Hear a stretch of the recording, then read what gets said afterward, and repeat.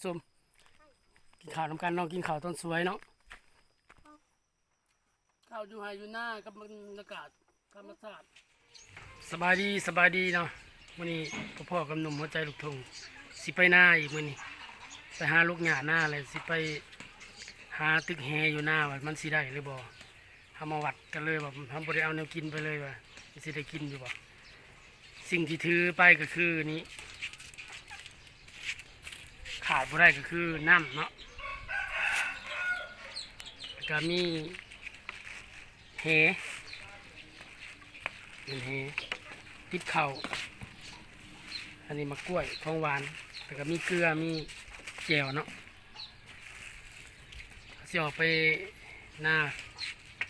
ไปหากินปลาที่พุ่นขาบมาสวยเนาะว่ามันสิได้หรือเปล่าเราเริ่มไปเลยบัดนี้เนาะตอนนี้กับมาฮอดให้ฮอดหน้าเลยเนาะเดินทางมาแต่บ้านกับ4-5 ลักละขี่รถจักรมาก็สิเริ่มลกหญ้าก่อนแล้วจักหน่อยจังสิไปหาตึกแหเนาะว่ามันสิได้หรือบ่อยู่ในห้วยตะบองนะเพื่อสิไปหาอาหารมาเฮ็ดกินตอนสวยนี่เนาะเริ่มนี่มาอยู่ในเตียงไม้ไผ่เนาะเตียงไม้ไผ่ข้าพเจ้าก็เฮ็ดเองเนาะมีน้องนับมานี่กับมากับลูกสาวแต่ว่าลูกสาวยังไม่ได้เข้ามาในกล้องก็จะให้ลูกสาวเป็นมือกล้องบัดยามไปถึงแหหาปลาเนาะเบิ่งภาพบรรยากาศทงให้ทงหน้าทางหลังเนาะสิเป็นลูกหญ้าอยู่ทางหลังนี่แหละหญ้ากระไรไปลูกหญ้าก่อน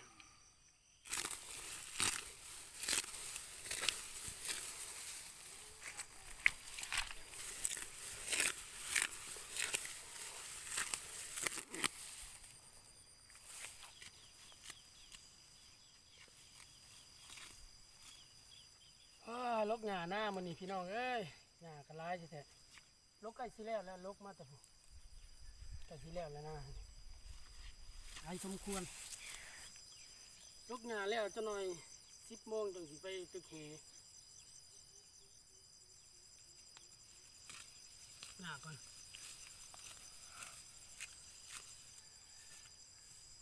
มื้อนี้ใส่หมวกอันนี้มื้อนี้หาหมวกประจำตัวบุเห็นใส่หมวกทหารลาว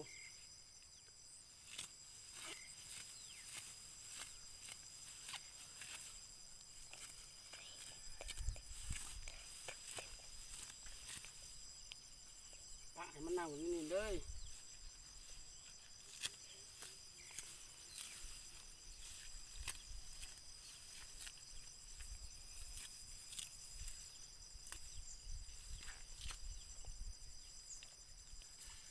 หน้าดำก็มีหญ้าหน้าวานก็มีหญ้าหน้าหยอดก็มีหญ้าหลายปีน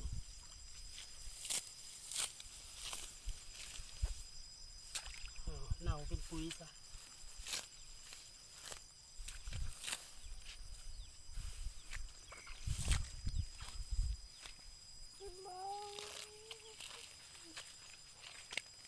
มอง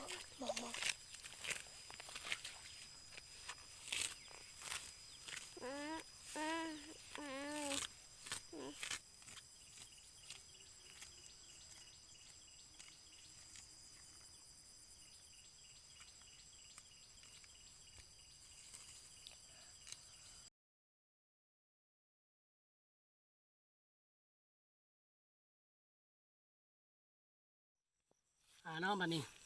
สิไปตึกแหเนาะท่านผู้ชมเนาะเฮาลูกหญ้าแล้วเฮาก็สิไปตึกแหบัดนี้ลงไปห้วยพุ่นละลองไปเบิ่งว่ามันสิได้หรือบ่ไปนำมาเลย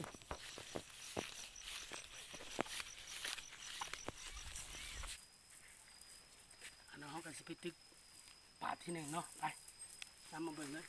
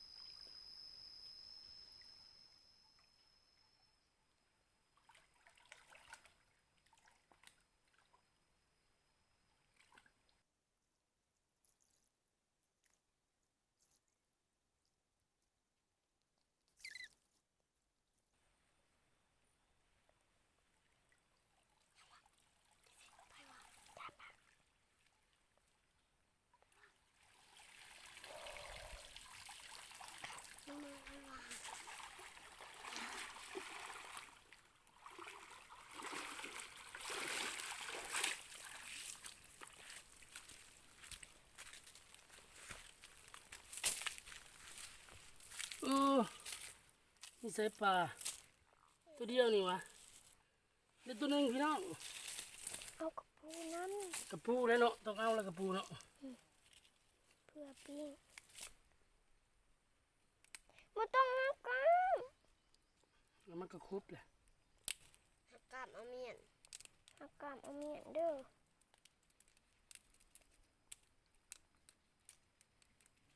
ดงถือปลา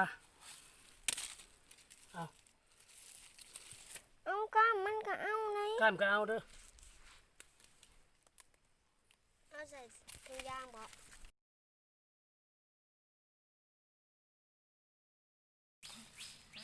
ใส่ทำกันบ่ได้ เรียกปลาเรียกกระปู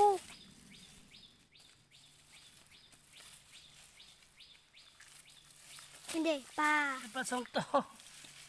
เอา กระปูน้ กระปูบ่กระปู ำเอา กระ ต้ ปู อง ขี้เล็ก ต้นน่ะน้ ปูขี้เล็กมันจะน้อยกับปูขี้เล็ก ำ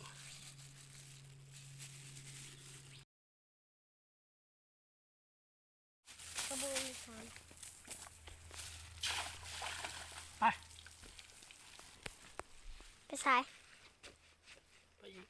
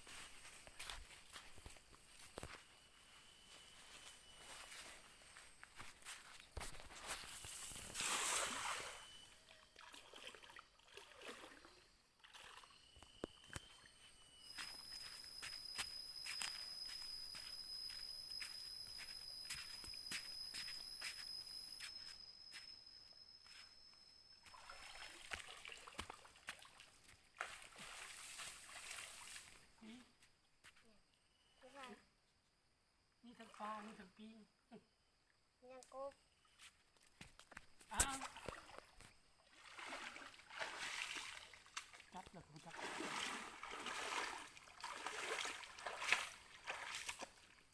ผู้ปิง ปิงใส่ปลาก่อน ปิ้ง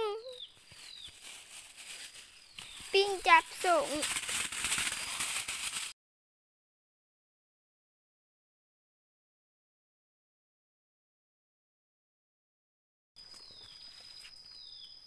มันจนออกแล้ว เด็กขามันขึ้นเด็ก ใส่ เด็กมันติดดุดงามปิ้งนะครับน้ำส้ม ยับออกดีกว่าโอ้ยับปากเลย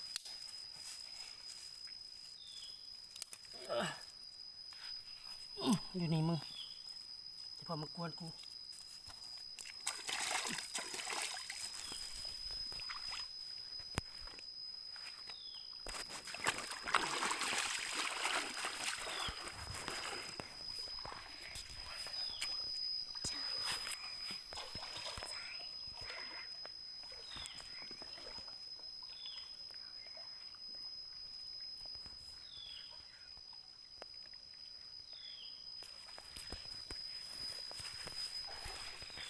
ดงหอยน้องหอยเลย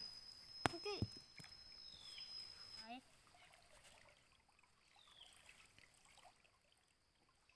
เอ้ยเฮ้ย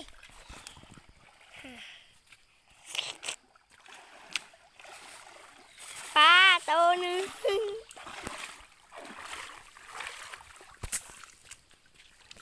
ปลาหลายตัว กระปูอยู่กับพี่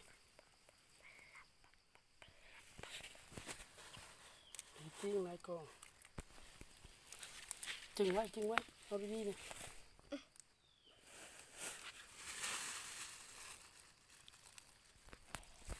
เลือดตึงออกกระปุกมาจากปลาเป็นแป้งเดี๋ยวเอาออกอีกนะแม่มันดูขึ้นมาเลย นี่ค่ะเด็กปิงเด็ก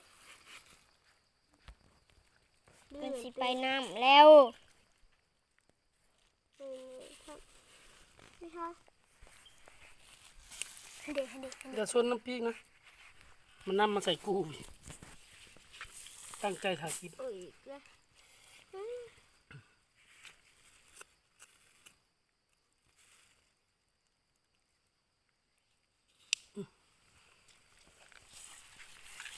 ก็เอ้ยปลากะ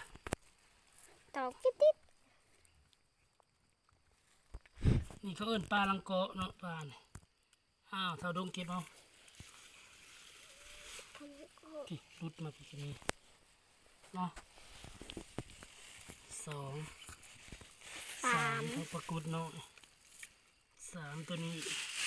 เก็บเอาน้ำแม่ตัวนี้ค่ะ 4เก็บเอาปลาปิ้งแล้วบ่เอาปลาเลยเอาปูก็เอา โอ้ยกระปูกันไง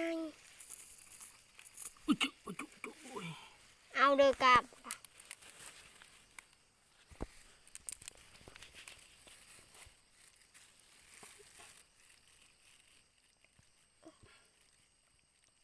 จังได๋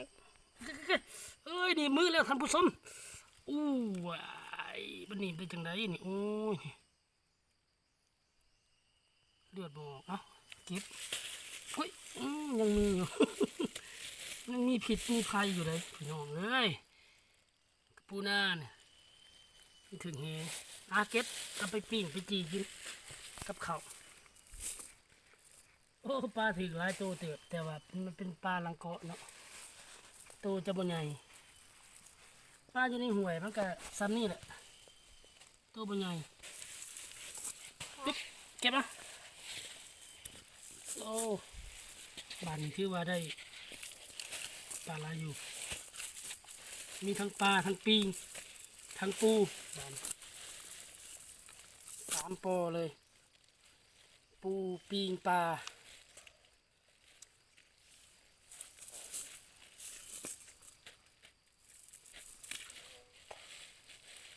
กระปูหนาว มานำกันตึงแหกับมีลูกสาวแล้วก็หลานชาย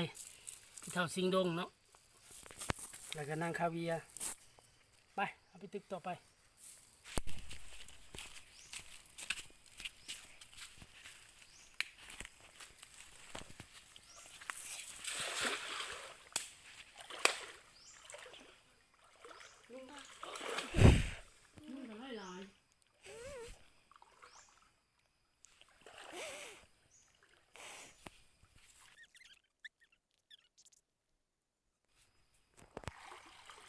ลงมาปลาเลยน้อง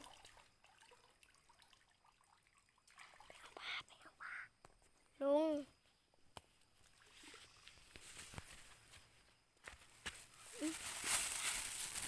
มาปักปักปังปังปังปังปังปังปังปัง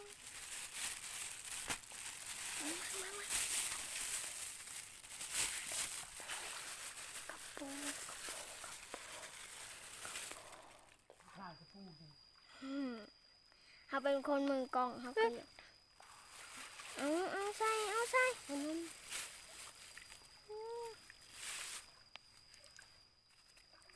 นมมันออกหมดเลยเด้กระปูอันนี้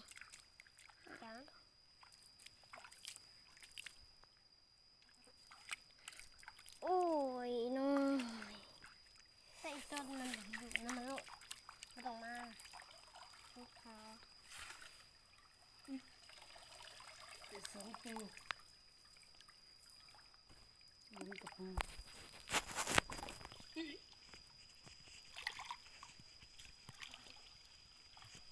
เอาลงอ่ะเดี๋ยวเล่นที่ดีกว่าสิตั้งใจเอาปลาเอาปู นี่ท่านผู้ชม ชื่อ เห็น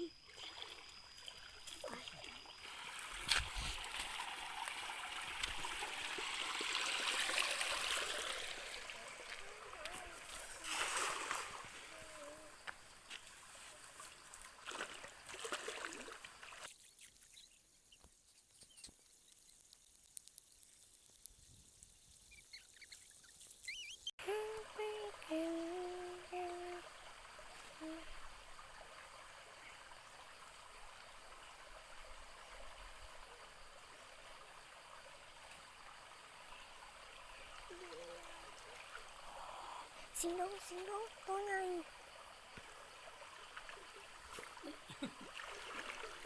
ไปตัวนึงไปตัวนึง ตัวใหญ่พ่อ ปลาตัวหนึ่ง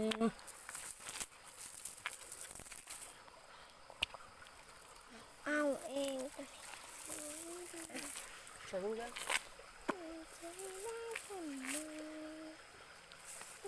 อะไรมันไปได้ลูกใส่ท้องไหมดงตีท้องไหม กระปู เก็บกระปูขี้เล็กกระปูขี้เล็กตัวมันจะน้อย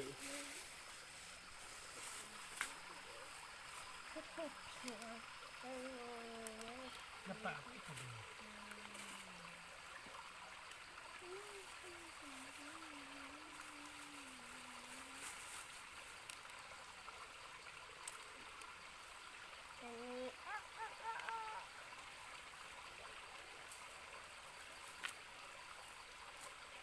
เมนูกระปูกับปลาแล้ว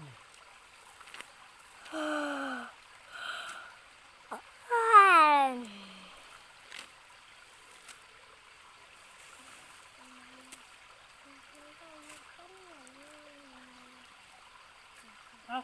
ใส่ท้อง จองโต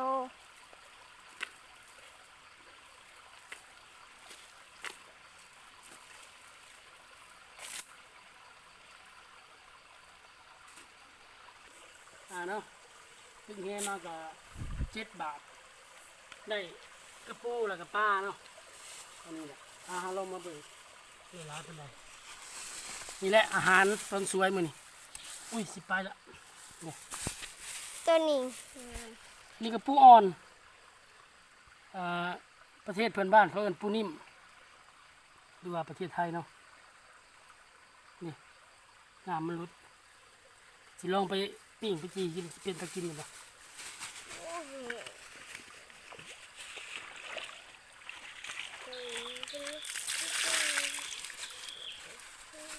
เอา เลยได้ปะ ปรากฏอันนี้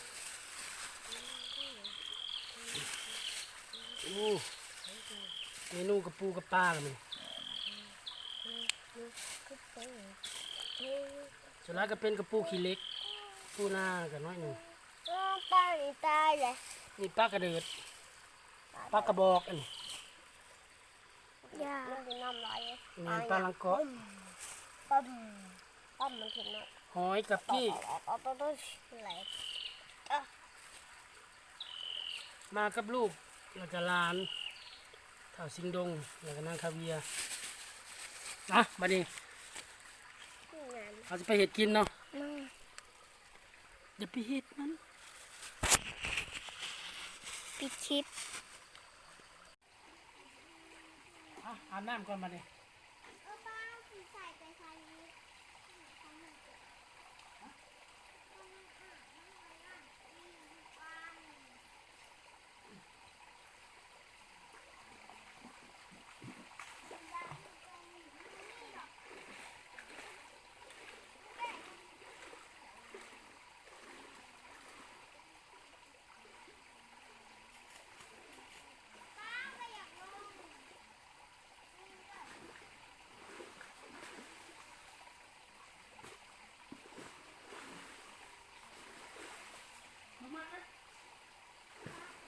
เดี๋ยวลูกเกี่ยวขึ้นไม่ได้กิน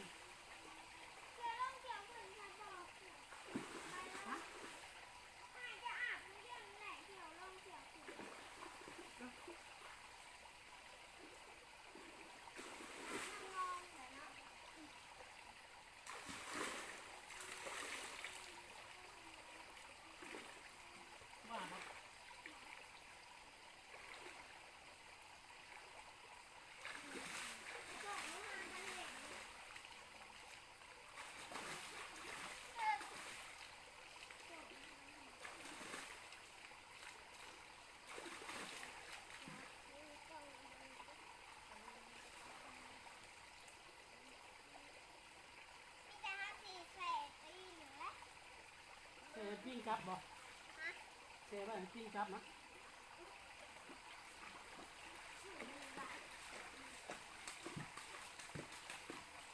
แห้งมาก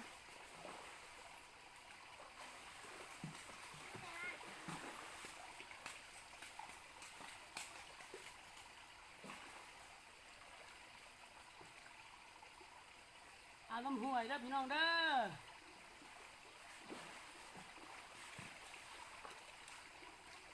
พี่น้องบ้านน่ามา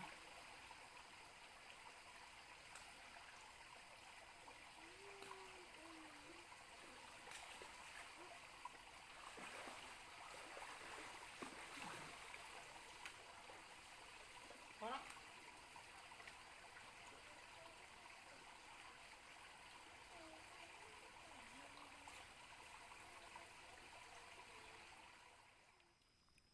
ย่างไผ่ไว้เพื่อปิ้งปลากับกระปูเนาะ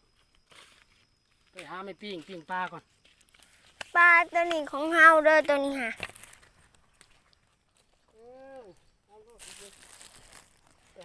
เลือกอ่ะกับอันนี้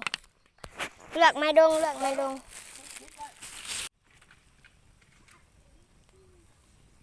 เนาะตัวนี้เรากำลังปิ้งปลาเนาะจังหน่อยมันสุกจังกินเนาะก็เล่งปิ้งปลากับกระปูนี่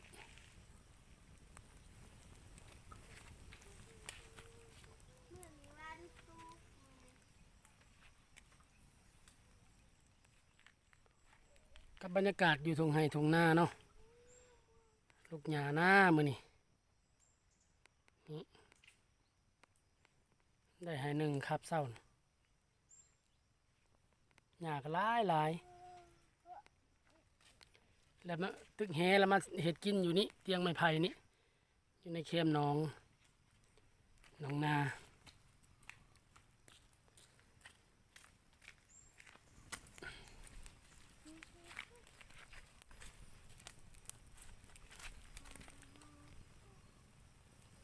ปิ้งทั้งปลาปิ้งทั้งปูเลยมัน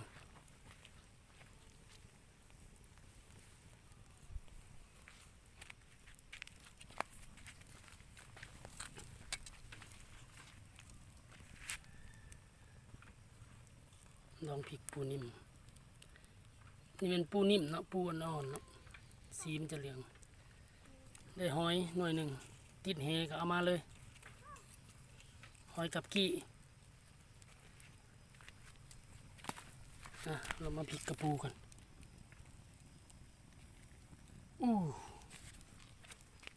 หน้าตาเป็นอย่างนี้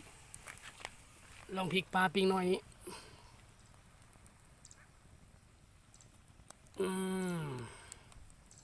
ไก่ละไก่จะได้กินละ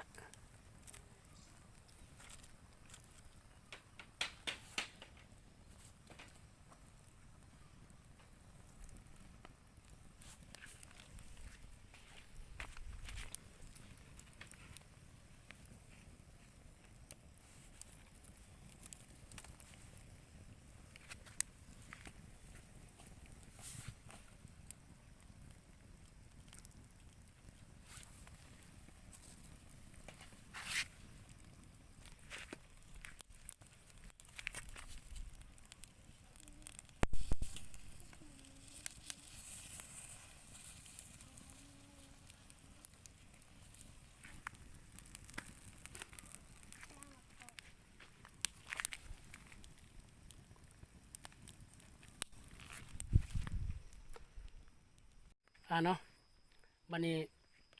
ปิ้งปลาเขาคือสิสุกแล้วเขาสิเอาไปกินเลยเนาะบัดนี้เนาะเขาเบิ่งปิ้งปลาปิ้งกระปูนี่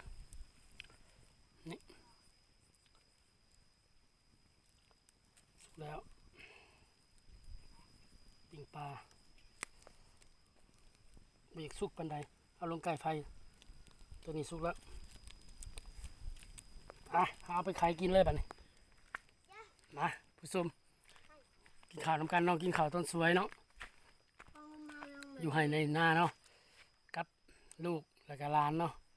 นางคาเวียกับเท่าสิงดมแกะออกมาลูกแกะออกมาแกะออกมาแกะใส่ใบตองเลยคอยทูดออกมาเดี๋ยวพอไปเอากระปูอีกเนาะ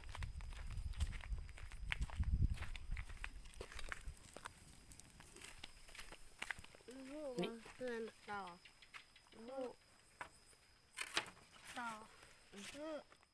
เนาะปี เดือนนั้นฮะ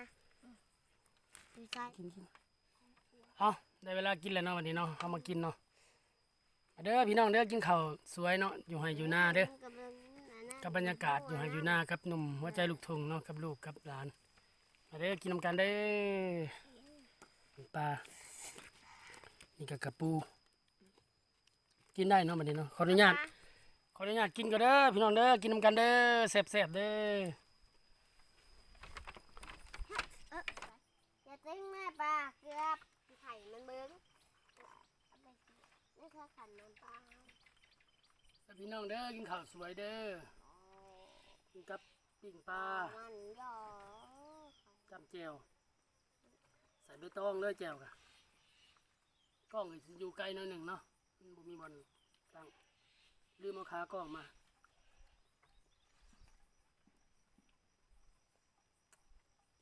มีดมาสีนั้นเอาใบนี่เนาะ เพื่อมีดมาทำตรงเอา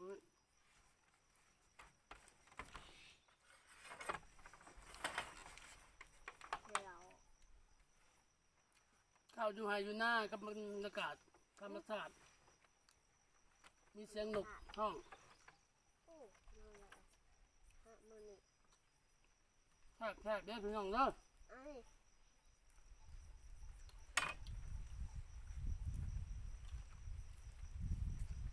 ไม่ใช่เขาเรียกกระ กระ ปู ปู น้ำนมมันเลยอยากจัดเลยไม่ใช่กระปูน้ำนมเด้อันฮะ ยายกับปูนม น่ะ เบิ้งกินแหละเจ้ากินแหละอ้าวมีตัวนี้บ่เบิ้งกว่าสิลองกินเหมือนเด้อเจ้าบ่กินก็อย่าเด้อมันเป็นปูอ่อนนะ กลาง ปูนี้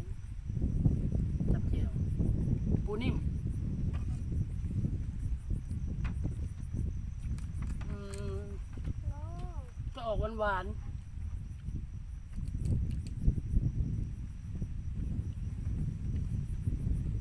เฮ้ยขมๆ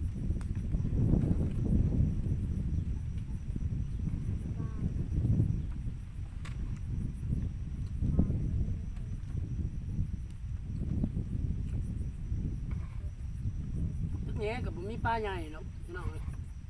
มีแต่ปลาน้อยๆนะตัวละคำคือเห็นล่ะ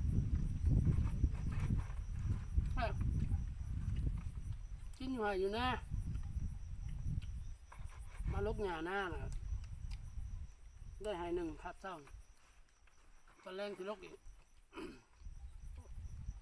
เอาออกเลยกกหมดคอกกเลย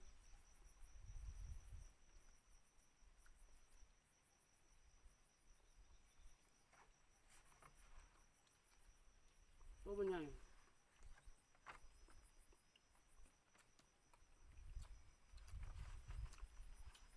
เป็นไงแซ่บอยู่บ่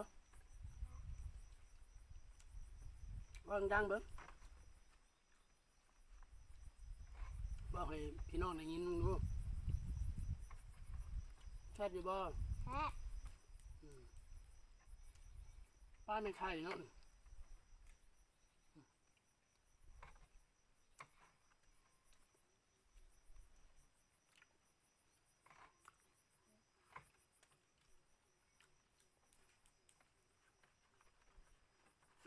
หาปลาอยู่ไหวตะบองมันกับมีหลายกับพอได้กินคือเห็นนี่แหละเพราะว่ายามนี้มันก็ยังอยู่ในเดือน7วันที่เศร้าหาเนาะมันนี่ส่วนหลายปลามันก็จะขึ้นไปอยู่เทึ่งหมดละอยู่ต้นน้ำบ่แมนต้นน้ำบ่อนมันเกิดพู้นแหละกุ๊กมันนะกุ๊กของหวยเนาะอยู่ตกเซ่ๆนี่ปลายน้ำเนาะ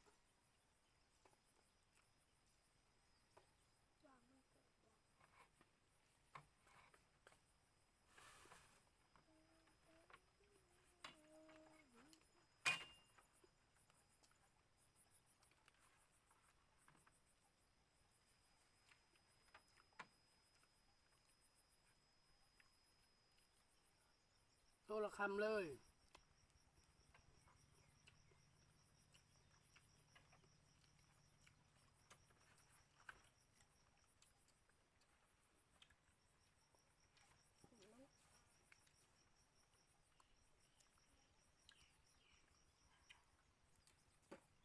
ปู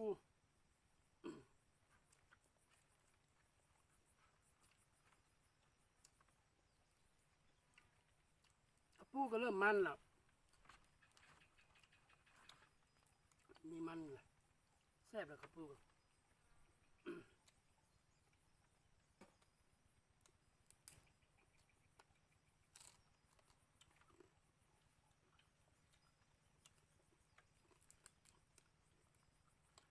กินข้าวอยู่ในเตียงไม้ไผ่เนาะเตียงข้าพเจ้าเห็ดเองเนาะเตียงจะอยู่ในไห่ในหน้าเลยเพราะว่าเตียงหน้ากับ เห็ดไว้อยู่เทิงๆจากนี้ไปก็สิประมาณ500 เมตรเตียงนาเพราะว่าน้ำมันท่วมแล้วนี่น้ำฝนตกฤดูน้ำท่วมมันจะท่วมแล้วไปเทียงไว้อยู่เทิงพุ่น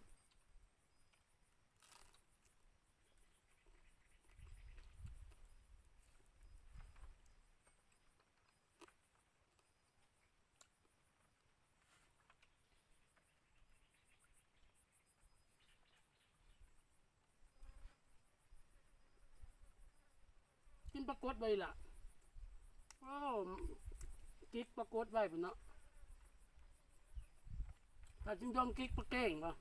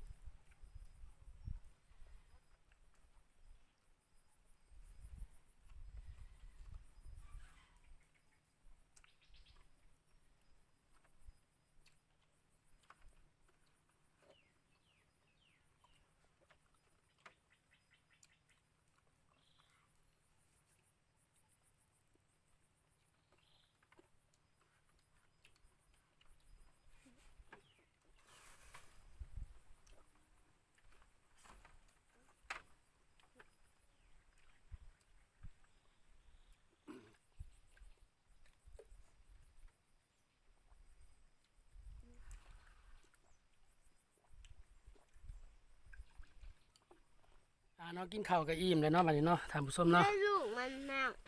แซ่บหลายปิ่งปลาอยู่ไห่อยู่นา ได้ลูกมัน บรรยากาศ ลูกกระปู มาเบิ่งเกลี้ยงแซะเลยอิ่มแล้ว